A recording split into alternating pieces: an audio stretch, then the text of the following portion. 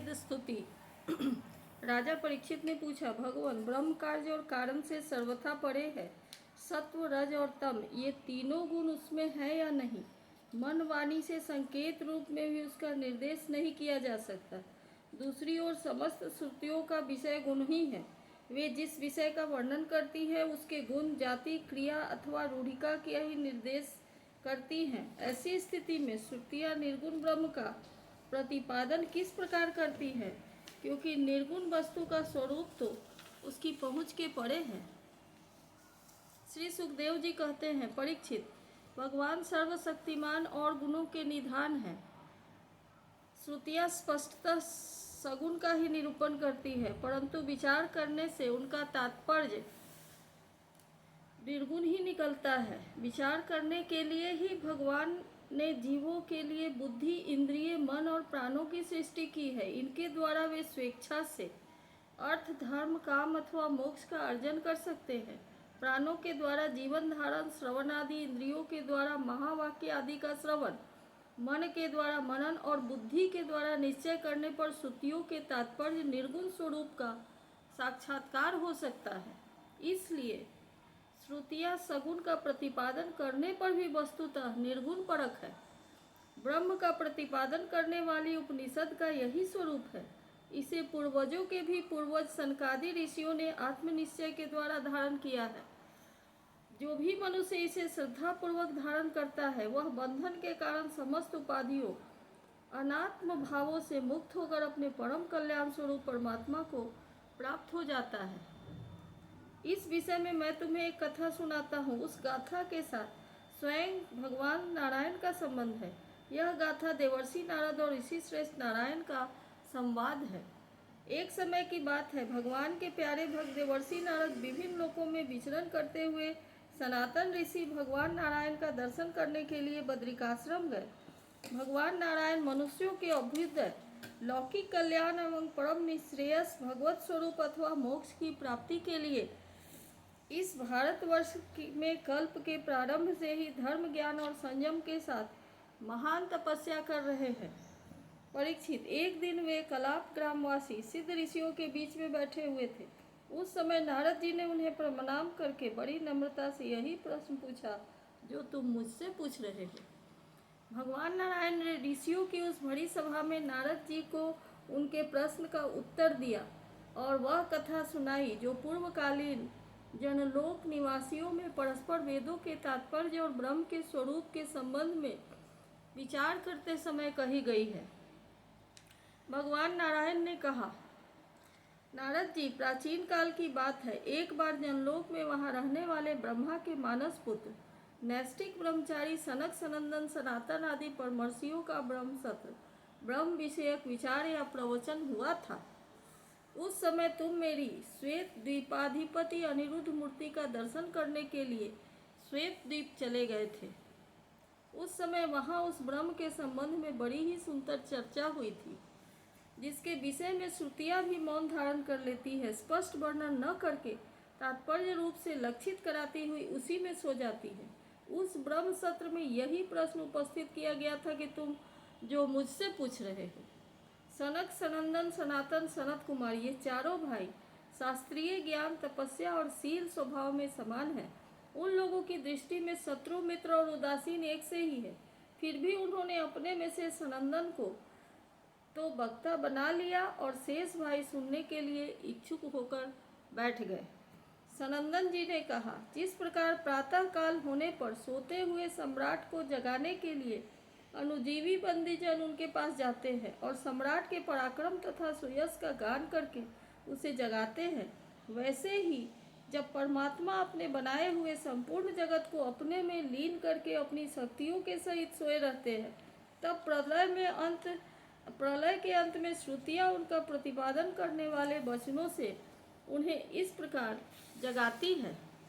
श्रुतियाँ कहती है, अजित, आप ही ब्रह्म श्रेष्ठ हैं, आप पर कोई विजय नहीं प्राप्त कर सकता। आपकी जय हो, जय हो।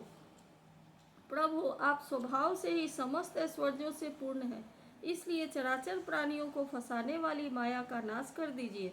प्रभु, इस गुणमयी माया ने दोष के लिए जीवों के आनंदितमय सहज स्वरूप का आच्छादन करके उन्हें बंधन में डालने के लिए ही सत्वादि गुणों को ग्रहण किया है। जगत में जितनी भी साधना, ज्ञान, क्रिया आदि शक्तियां हैं, उन सब को जगाने वाले आप ही हैं। इसलिए आपके मिटाए बिना यह माया मिट नहीं सकती। इस विषय में यदि प्रमाण पूछ लिया जाए तो आपकी श्वासभूता श्रुतियाँ ही हम ही प्रमाण है।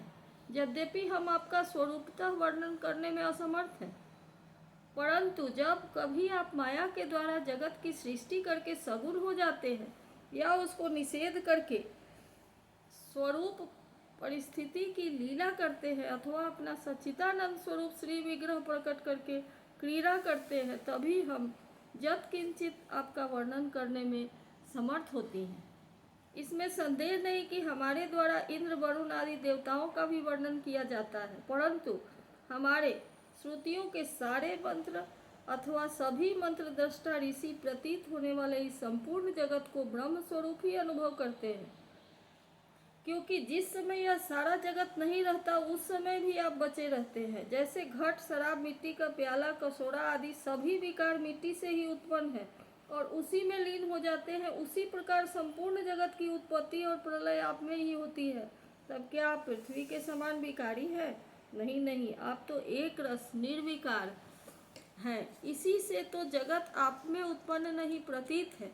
इसलिए जैसे घट, शराब आदि का वर्णन भी मिट्टी का ही वर्णन है, वैसे ही इंद्र, वरुण आदि देवताओं का वर्णन भी आपका ही वर्णन है। यही कारण है कि विचारशील ऋषि मन से जो कुछ सोचा जाता है और वाणी से जो कुछ कहा जाता है उसे आप में स्थित आपका ही स्वरूप देखते हैं। मनुष्य अपना पैर चाहे कहीं भी रखे, ईंट, पत्थर या काठ पर, होगा तो वह पृथ्वी पर ही, क्योंकि वे सब पृथ्वी स्वरूप ही हैं। इसलिए हम चाहे जिस नाम या जिस रूप का वर्णन करें, वह आपका ही नाम, आपका ही रूप है। भगवान, लोग सत्व, रज, तम इन 3 गुणों की माया से बने हुए अच्छे बुरे भावों या अच्छी बुरी क्रियाओं में उलझ जाया करते हैं, परंतु आप तो उस माया नटी के स्वामी, उसको नचाने वाले हैं। इसलिए विचारशील पुरुष आपकी लीला कथा के अमृत सागर में गोते लगाते रहते हैं और इस प्रकार अपने सारे पाप ताप को धो बहा देते हैं। क्यों न हो आपकी लीला तथा कथा सभी जीवों के मायामल को नष्ट कर दे वाली जो है। पुरुषोत्तम, जिन महापुरुषों ने आत्मज्ञान के द्वारा अंतःकरण के राग, द्वेष आदि और शरीर के कालकृत जरा, मरण आदि दोष मिटा देते हैं और निरंतर आपके उस स्वरूप की अनुभूति में मग्न रहते हैं जो अखंड आनंद स्वरूप है, उन्होंने अपने पाप तापों को सदा के लिए शांत भस्म कर दिया है। इसके विषय में तो कहना ही क्या है। भगवान, प्राणधारियों के जीवन की सफलता इसी में है कि वे आपका भजन सेवन करें, आपकी आज्ञा का पालन करें। यदि वे ऐसा नहीं करते तो उनका जीवन व्यर्थ है और उनके शरीर में श्वास का चलना ठीक वैसा ही है जैसा लोहार की धोकनी में हवा का आना जाना। महत्त्व, अहंकार आदि ने आपके अनुग्रह से आपके उनमें प्रवेश करने पर ही इस ब्रह्मांड की सृष्टि की है। अन्नमय, प्राणमय, मनोमय, विज्ञानमय और आनंदमय, इन 5 कोशों में पुरुष रूप से रहने वाले, उनमें मैं की स्फूर्ति करने वाले भी आप ही हैं। आप ही अस्तित्व के उन कोशों के अस्तित्व का अनुभव होता है और उनके न रहने पर भी अंतिम अवधि रूप से आप विराजमान रहते हैं। इस प्रकार सब में अन्वित और सबकी अवधि होने पर भी आप असंग ही हैं, क्योंकि वास्तव में जो कुछ वृत्तियों के द्वारा अस्थि अथवा नास्ति के रूप में अनुभव होता है, उन समस्त कार्य कारणों से आप परे हैं। नेति नेति के द्वारा इन सबका निषेध हो जाने पर भी आप ही शेष रहते हैं, क्योंकि आप उस निषेध के भी साक्षी हैं और वास्तव में आप ही एकमात्र सत्य हैं। इसलिए आपके भजन के बिना जीव का जीवन व्यर्थ है, क्योंकि वह इस महान सत्य से वंचित है। ऋषियों ने आपकी प्राप्ति के लिए अनेकों मार्ग माने हैं। उनमें जो स्थूल दृष्टि वाले हैं वे मणिपूरक चक्र में अग्नि रूप से आपकी उपासना करते हैं। अरुण वंश के ऋषि समस्त नारियों को निकलने के स्थान हृदय में परम सूक्ष्म स्वरूप दहर ब्रह्म की उपासना करते हैं। प्रभु, हृदय से ही आपकी प्राप्त करने का श्रेष्ठ मार्ग सुषुम्ना नारी ब्रह्मरंध्रक गई हुई है। जो पुरुष उस ज्योतिर्मय मार्ग को प्राप्त कर लेता है और उससे ऊपर की ओर बढ़ता है, वह फिर जन्म मृत्यु के चक्कर में नहीं पड़ता। भगवान, आपने ही देवता, मनुष्य और पशु पक्षी आदि जोनियां बनाई हैं। सदा सर्वत्र सर्व रूप में आप ही हैं। इसलिए कारण रूप से प्रवेश न करने पर भी आप ऐसे जान पड़ते हैं मानो उसमें प्रविष्ट हुए हों। साथ ही विभिन्न आकृतियों का अनुकरण करके कहीं उत्तम तो कहीं अधम रूप से प्रतीत होते हैं। जैसे आग छोटी बड़ी लकड़ियों और कर्मों के अनुसार प्रचुर अथवा अल्प परिमाण में उत्तम अधम रूप में प्रतीत होती हैं। इसलिए संत पुरुष लौकिक पारलौकिक कर्मों की दुकानदारी से, उनके फलों से विरक्त हो जाते हैं और अपनी निर्मल बुद्धि से सत्य असत्य, आत्मा अनात्मा को पहचान कर जगत के झूठे रूपों में नहीं फंसते। आपके सर्वत्र एक रस संभाव से स्थित सत्य स्वरूप का साक्षात्कार करते हैं। प्रभु, जीव जिन शरीरों में रहता है वे उसके कर्म के द्वारा निर्मित होते हैं और वास्तव में उन शरीरों के कार्य कारण रूप आवरण से वह रहित है, क्योंकि वस्तुतः उन आवरणों की सत्ता ही नहीं है। तत्वज्ञानी पुरुष ऐसा कहते हैं कि समस्त शक्तियों को धारण करने वाले आपका ही वह स्वरूप है। स्वरूप होने के कारण अंश न होने पर भी उसे अंश कहते हैं और निमित्त न होने पर भी निमित्त कहते हैं। इसी से बुद्धिमान पुरुष जीव के वास्तविक स्वरूप पर विचार करके परम विश्वास के साथ आपके चरण कमलों की उपासना करते हैं, क्योंकि आपके चरण ही समस्त वैदिक कर्मों के समर्पण स्थान और मोक्ष स्वरूप है। भगवान, परमात्मा तत्व का ज्ञान प्राप्त करना अत्यंत कठिन है। उसी का ज्ञान कराने के लिए आप विविध प्रकार के अवतार ग्रहण करते हैं और उनके द्वारा ऐसी लीला करते हैं जो अमृत के महासागर से भी मधुर और मादक होती है। जो लोग उसका सेवन करते हैं उनकी सारी थकावट दूर हो जाती है, वे परमानंद में मग्न हो जाते हैं। कुछ प्रेमी भक्त तो ऐसे होते हैं जो आपकी लीला कथाओं को छोड़कर मोक्ष की भी अभिलाषा नहीं करते। स्वर्ग आदि की तो बात ही है क्या, वे आपके चरण कमलों में प्रेमी परमहंसों के सत्संग में जहाँ आपकी कथा होती है इतना सुख मानते हैं कि उसके लिए इस जीवन में प्राप्त अपनी घर गृहस्थी का भी परित्याग कर देते हैं। प्रभु, यह शरीर आपकी सेवा का साधन होकर जब आपके पद का अनुरागी हो जाता है, तब आत्मा हितैषी सुहृद और प्रिय व्यक्ति के समान आचरण करता है। आप जीव के सच्चे हितैषी प्रियतम और आत्मा ही हैं और सदा सर्वदा जीव को अपनाने के लिए तैयार रहते हैं। इतनी सुगमता होने पर तथा अनुकूल मानव शरीर को पाकर भी लोग सख्य भाव आदि द्वारा आपकी उपासना नहीं करते, आप में नहीं रमते, बल्कि इस विनाशी और असत शरीर तथा उसके संबंधियों में ही रम जाते हैं, उन्हीं की उपासना करने लगते हैं और इस प्रकार अपने आत्मा का हनन करते हैं, उसे अधोगति गति में पहुंचाते हैं। भला यह कितने कष्ट की बात है। इसका फल यह होता है कि उनकी सारी वृत्तियाँ, सारी वासनाएं शरीर आदि में ही लग जाती हैं और फिर उनके अनुसार उनको पशु पक्षी आदि के न जाने कितने बुरे बुरे शरीर ग्रहण करने पड़ते हैं और इस प्रकार अत्यंत भयावह जन्म मृत्यु रूप संसार में भटकना पड़ता है। प्रभु, बड़े बड़े विचारशील योगी जति अपने मान प्राण और इंद्रियों को वश में करके दृढ़ योगाभ्यास के द्वारा हृदय में आपकी उपासना करते हैं, परंतु आश्चर्य की बात तो यह है कि उन्हें जिस पद की प्राप्ति होती है उसी की प्राप्ति उन शत्रुओं को भी हो जाती है जो आपसे बैर भाव रखते हैं, क्योंकि स्मरण तो वे भी करते ही हैं। कहाँ तक कहें भगवान, वे स्त्रियां जो अज्ञानवश आपको परिच्छिन्न मानती हैं और आपकी शेष नाग के समान मोटी लंबी और सुकुमार भुजाओं के प्रति काम भाव से आसक्त रहती हैं, जिस परम पद को प्राप्त करती हैं वही पद हम श्रुतियों को भी प्राप्त होता है। यद्यपि हम आपको सदा सर्वदा एक रस अनुभव करती हैं और आपके चरणारविंद का मकरंद रस पान करती रहती हैं, क्यों न हो आप समदर्शी जो हैं। आपकी दृष्टि में उपासना के परिच्छिन्न या परिच्छिन्न भाव में कोई अंतर नहीं है। भगवान, आप अनादि और अनंत हैं, जिसका जन्म और मृत्यु काल से सीमित है, वह भला आपको कैसे जान सकता है।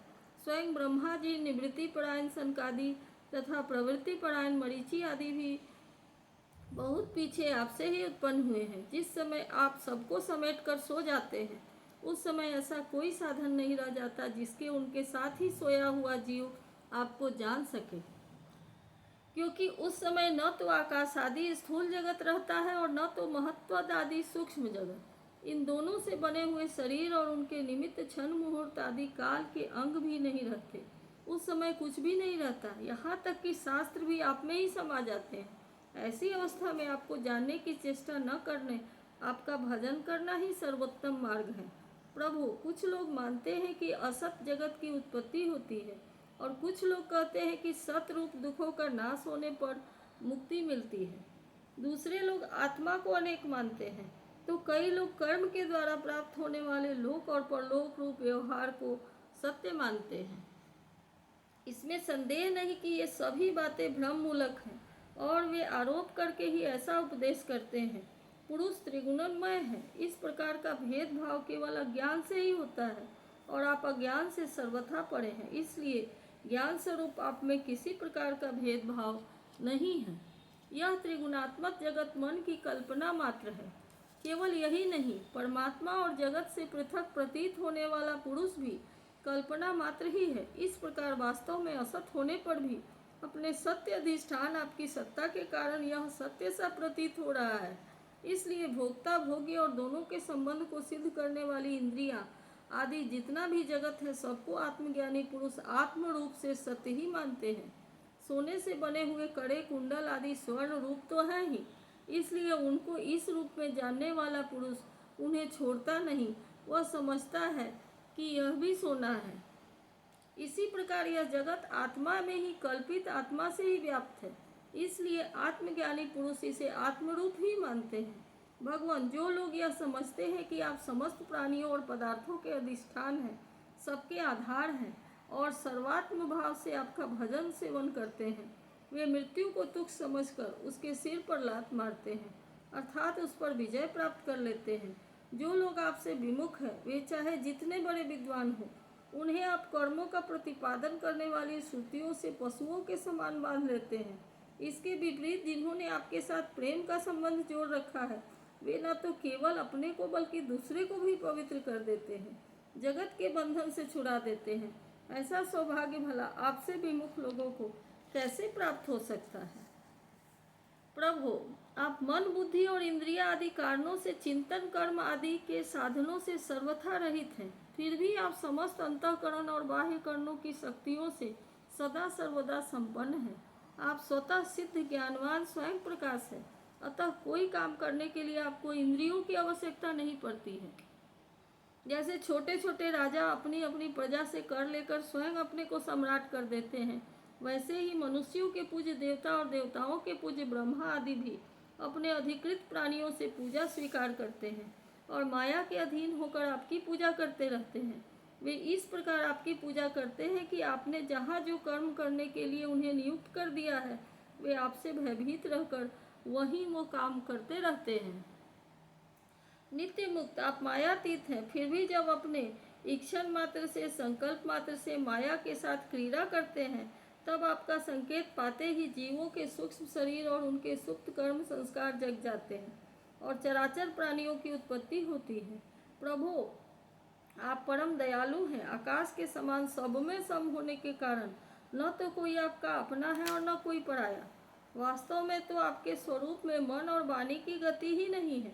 आप में कार्य कारण रूप प्रपंच का अभाव होने से बाह्य दृष्टि से आप शून्य के समान ही जान पड़ते हैं, परंतु उस दृष्टि के भी अधिष्ठान होने के कारण आप परम सत्य हैं। भगवान, आप नित्य एकरस हैं। यदि जीव असंख्य हो, तब सब के सब नित्य एवं सर्वव्यापक हो, तब तो वे आपके समान ही हो जाएंगे। इस हालत में वे शासित हैं और आप शासक, यह बात बन ही नहीं सकती और तब अब आपका नियंत्रण कर ही नहीं सकते। उनका नियंत्रण आप तभी कर सकते हैं जब अपने आप से उत्पन्न एवं आपकी अपेक्षा न्यून हो। इसमें संदेह नहीं कि वे सब के सब जीव तथा इनकी एकता या विभिन्नता आपसे ही उत्पन्न हुई है, इसलिए आप उनमें कारण रूप से रहते हुए भी उनके नियामक हैं। वास्तव में आप उनमें सम रूप से स्थित हैं, परंतु यह जाना नहीं जा सकता कि आपका वह स्वरूप कैसा है, क्योंकि जो लोग ऐसा समझते हैं कि हमने जान लिया, उन्होंने वास्तव में आपको नहीं जाना। उन्होंने तो केवल अपनी बुद्धि के विषय को ही जाना है, जिससे आप परे हैं। और साथ ही मति के द्वारा जितनी वस्तुएं मानी जाती हैं वे मतियों की भिन्नता के कारण भिन्न भिन्न होती हैं। इसलिए उनकी दुष्टता एक मत के साथ दूसरे मत का विरोध प्रत्यक्ष ही है। अतएव आपका स्वरूप समस्त मतों के परे है। स्वामी, जीव आपसे उत्पन्न होता है, यह कहने का ऐसा अर्थ नहीं है कि आप परिणाम के द्वारा जीव बनते हैं। सिद्धांत तो यह है कि प्रकृति और पुरुष दोनों ही अजन्मा है, अर्थात उनका वास्तविक स्वरूप जो आप है कभी वृत्तियों के अंदर उतरता नहीं, जन्म नहीं लेता। सब तब प्राणियों का जन्म कैसे होता है? अज्ञान के कारण प्रकृति को पुरुष और पुरुष को प्रकृति समझ लेने से, एक का दूसरे के साथ संयोग हो जाने से। जैसे बुलबुला नाम की कोई स्वतंत्र वस्तु नहीं है, परंतु उपादान कारण जल और निमित्त कारण वायु के संयोग से उसकी सृष्टि हो जाती है। प्रकृति में पुरुष और पुरुष में प्रकृति का अभ्यास एक दूसरे में की कल्पना हो जाने के कारण ही जीवों का विविध नाम और गुण रख लिए जाते हैं। अंत में जैसे समुद्र में नदियाँ और मधु में समस्त पुष्पों के रस समा जाते हैं, इसलिए जीवों की भिन्नता और उसका पृथक अस्तित्व आपके द्वारा नियंत्रित है। उनकी पृथक स्वतंत्रता और सर्वव्यापकता आदि वास्तविक सत्य को न जानने के कारण ही मानी जाती है। भगवान, सभी जीव आपकी माया से भ्रम में भटक रहे हैं, अपने को आपसे पृथक मानकर जन्म मृत्यु का चक्कर काट रहे हैं, परंतु बुद्धिमान पुरुष इस भ्रम को समझ लेते हैं और संपूर्ण भक्ति भाव से आपकी शरण ग्रहण करते हैं, क्योंकि आप जन्म मृत्यु के चक्कर से छुड़ाने वाले हैं। यद्यपि शीत, ग्रीष्म और वर्षा इन 3 भागों वाला काल चक्र आपका भ्रू विलास मात्र है। वह सभी को भयभीत करता है, परंतु वह उन्हीं को बार बार भयभीत करता है जो आपकी शरण में नहीं लेते। जो आपके शरणागत भक्त हैं, उन्हें भला जन्म मृत्यु रूप संसार का भय कैसे हो सकता है? अजन्मा प्रभु, जिन योगियों ने अपनी इंद्रियों और प्राणों को बस में कर लिया है, वे भी जब गुरुदेव की चरणों की शरण न लेकर उस छिंकल एवं अत्यंत चंचल मन को तुरंत को बस में करने का प्रयत्न करते हैं, तब अपने साधनों में सफल नहीं होते। उन्हें बार बार खेद और सैकड़ों विपत्तियों का सामना करना पड़ता है। केवल श्रम और दुख ही उसके हाथ लगता है। उनकी ठीक वैसी ही दशा होती है जैसे समुद्र में बिना कर्णधार की नाव यात्रा करने वाले व्यापारियों की होती है। तात्पर्य यह है कि जो मन को वश में करना चाहते हैं, उनके लिए कर्णधार गुरु की अनिवार्य आवश्यकता है। भगवान, आप अखंड आनंद स्वरूप और शरणागतों की आत्मा हैं। आपके रहते स्वजन, पुत्र, देह, स्त्री, धन, महल, पृथ्वी, प्राण और रथ आदि से क्या प्रयोजन? जो लोग इस सत्य सिद्धांत को न जानकर स्त्री पुरुष के संबंध से होने वाले सुखों में ही रम रहे हैं, उन्हें संसार में भला ऐसी कौन सी वस्तु है जो सुखी न कर सके? क्योंकि संसार की सभी वस्तुएं स्वभाव से ही विनाशी हैं, एक न एक दिन मटियामेट होने ही वाली हैं। और तो क्या, वे स्वरूप से ही सारहीन और सत्ताहीन हैं। वे भला क्या सुख देख सकती हैं? भगवान, जो ऐश्वर्य, लक्ष्मी, विद्या, जाति, तपस्या आदि के घमंड से रहित है, वे संत पुरुष इस पृथ्वी तल पर परम पवित्र और सबको पवित्र करने वाले पुण्यमय सच्चे तीर्थ स्थान हैं, क्योंकि उनके हृदय में आपके चरणारविंद सर्वदा विराजमान रहते हैं। और यही कारण है कि उस संत पुरुषों का चरणामृत समस्त पापों और तापों को सदा के लिए नष्ट कर देने वाला होता है। भगवान, आप नित्य आनंद स्वरूप आत्मा ही हैं, जो एक बार आपको अपना मन समर्पित कर देते हैं, आप में मन लगा देते हैं। वे उन देह गेहूं को कभी नहीं फंसते जो जीव के विवेक, वैराग्य, धैर्य, क्षमा और शांति आदि गुणों का नाश करने वाले हैं। वे तो बस आप में ही रम जाते हैं। भगवान, जैसे मिट्टी से बना हुआ घड़ा मिट्टी रूप का ही होता है, वैसे ही सत से बना हुआ जगत भी सत ही है। यह बात युक्ति संगत नहीं है, क्योंकि कारण और कार्य का निर्देश ही उसके भेद का द्योतक है। यदि केवल भेद का निषेध करने के लिए ही ऐसा कहा जा रहा हो, तो पिता और पुत्र में, दंड और घटनाश में कार्य कारण भाव होने पर भी एक दूसरे से भिन्न है। इस प्रकार कार्य कारण की एकता सर्वत्र एक सी नहीं देखी जाती। यदि कारण शब्द से निमित्त कारण न लेकर केवल उपादान कारण लिया जाए, जैसे कुंडल का सोना, तो भी कहीं कहीं कार्य की असत्यता प्रमाणित होती है। जैसे रस्सी में सांप, वहाँ यहाँ उपादान कारण के सत्य होने पर भी उसका कार्य सर्प अथवा असत्य है।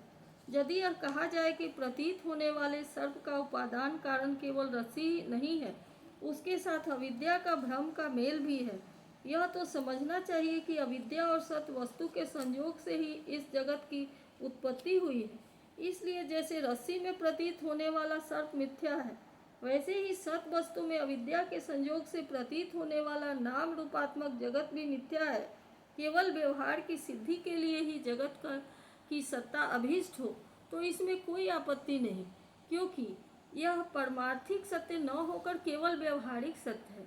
यह भ्रम व्यवहारिक जगत में माने हुए काल की दृष्टि से अनादि है और अज्ञानी जन बिना विचार किए पूर्व के भ्रम में प्रेरित होकर अंध परंपरा से इसे मानते चले आ रहे हैं। ऐसी स्थिति में कर्म फल को सत्य बतलाने वाली श्रुतियाँ केवल उन्हीं लोगों को भ्रम में डालती हैं जो कर्म की जड़ में हो रहे हैं और यह नहीं समझते कि इनका तात्पर्य कर्म फल की नित्यता बतलाने में नहीं, बल्कि उनकी प्रशंसा करके उन कर्मों में लगाने में है। भगवान, वास्तविक बात तो यह है कि यह जगत उत्पत्ति के पहले नहीं था और प्रलय के बाद नहीं रहेगा। इससे यह सिद्ध होता है कि यह बीच में भी एक रस परमात्मा में मिथ्या ही प्रतीत हो रहा है। इसी से हम श्रुतियाँ इस जगत का वर्णन ऐसी उपमा देकर करती हैं कि जैसे मिट्टी में घड़ा, लोहे में शस्त्र और सोने में कुंडल आदि नाम मात्र हैं। वास्तव में मिट्टी, लोहा और सोना ही है। वैसे ही परमात्मा में वर्णित जगत नाम मात्र है, सर्वथा मिथ्या और मन की कल्पना से परे है। इसे नासमझ मूर्ख ही सत्य मानते हैं।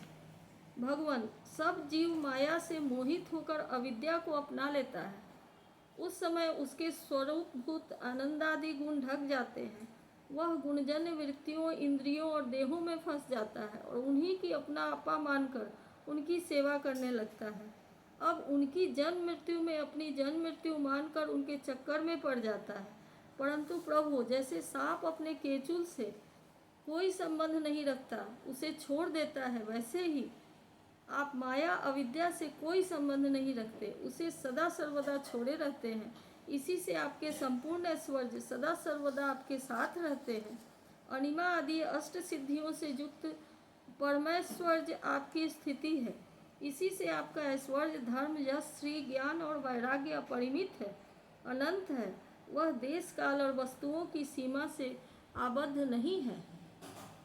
भगवान, यदि जोगी मनुष्य जति होकर भी अपने हृदय की विषय वासनाओं को उखाड़ नहीं फेंकते, तो उन असाधकों के लिए आप हृदय में रहने पर भी वैसे ही दुर्लभ हैं जैसे कोई गले में मणि पहने हुए हो, परंतु उसकी याद न रहने पर उसे ढूंढता फिरे इधर उधर।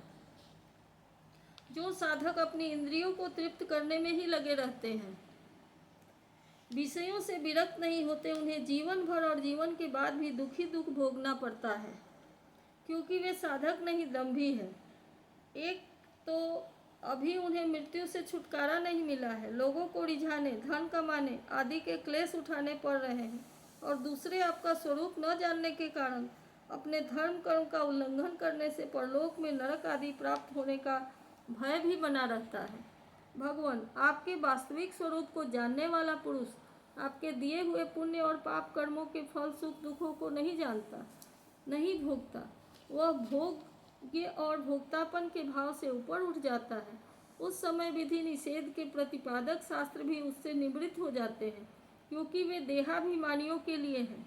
उनकी ओर तो उसका ध्यान ही नहीं जाता।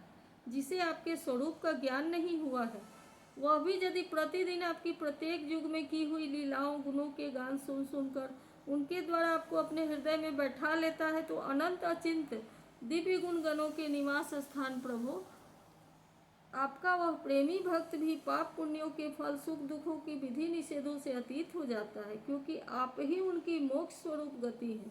परंतु इन ज्ञानी और प्रेमियों को छोड़कर और सभी शास्त्र बंधन में है तथा उसका उल्लंघन करने पर दुर्गति को प्राप्त होते हैं।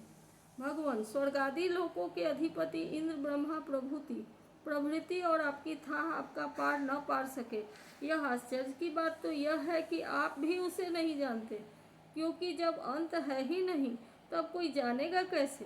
प्रभु, जैसे आकाश में हवा के धूल से नन्हे नन्हे कण उड़ते रहते हैं, वैसे ही आप में काल के वेग से उतने ही उत्तरोत्तर 10 गुने 7 आवरणों से सहित असंख्य ब्रह्मांड एक साथ घूमते रहते हैं।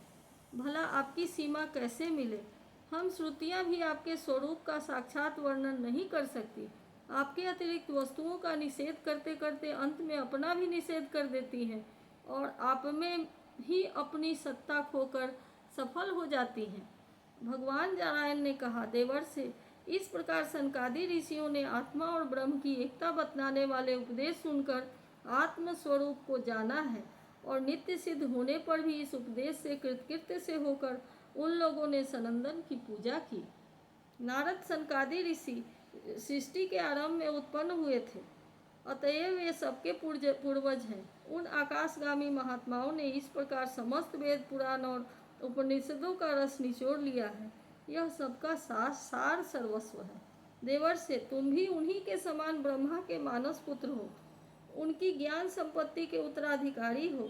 तुम भी श्रद्धा के साथ इस ब्रह्मात्मा विद्या को धारण करो और स्वच्छंद भाव से पृथ्वी में विचरण करो। यह विद्या मनुष्यों की समस्त वासनाओं को भस्म कर देने वाली है। श्री सुखदेव जी कहते हैं, परीक्षित, देवर्षि नारद बड़े संयमी, ज्ञानी, पूर्ण काम और नैष्ठिक ब्रह्मचारी हैं। वे जो कुछ सुनते हैं उन्हें उसकी धारणा हो जाती है। भगवान नारायण ने उन्हें जब इस प्रकार उपदेश दिया तब उन्होंने बड़ी श्रद्धा से उसे ग्रहण किया और उनसे यह कहा।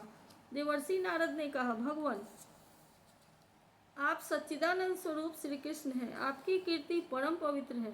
आप समस्त प्राणियों के परम कल्याण मोक्ष के लिए कमनीय कल अवतार धारण किया करते हैं। मैं आपको नमस्कार करता हूँ। परीक्षित, इस प्रकार महात्मा देवर्षि नारद आदि ऋषि भगवान नारायण को और उनके शिष्यों को नमस्कार करके स्वयं मेरे पिता श्री कृष्ण द्वैपायन के आश्रम पर गए। भगवान वेदव्यास ने उनका यथोचित सत्कार किया। वे आसन स्वीकार करके बैठ गए। इसके बाद देवर्षि नारद ने जो कुछ भगवान के मुंह से सुना था वह सब कुछ मेरे पिताजी को सुना दिया। राजन, इस प्रकार मैंने तुम्हें बतलाया कि मन वाणी से अगोचर और समस्त प्राकृत गुणों से रहित परम ब्रह्म परमात्मा का वर्णन श्रुतियाँ किस प्रकार करती हैं और उसमें मन का कैसे प्रवेश होता है। यही तो तुम्हारा प्रश्न था। परीक्षित, भगवान ही इस विश्व का संकल्प करते हैं तथा उसके आदि, मध्य और अंत में स्थित रहते हैं। वे प्रकृति और जीव दोनों के स्वामी हैं। उन्होंने ही इसकी सृष्टि करके जीव के साथ इसमें प्रवेश किया है और शरीरों का निर्माण करके वे ही उसका नियंत्रण करते हैं। जैसे गाढ़ निद्रा सुसुप्ति में मग्न पुरुष अपने शरीर का अनुसंधान छोड़ देता है, वैसे ही भगवान को पाकर यह जीव माया से मुक्त हो जाता है। भगवान ऐसे विशुद्ध केवल चिन्ह मात्र तत्व हैं कि उनमें जगत के कारण माया अथवा प्रकृति का रत्ती भर भी अस्तित्व नहीं है। वे ही वास्तव में अभय स्थान है। उनका चिंतन निरंतर करते रहना चाहिए।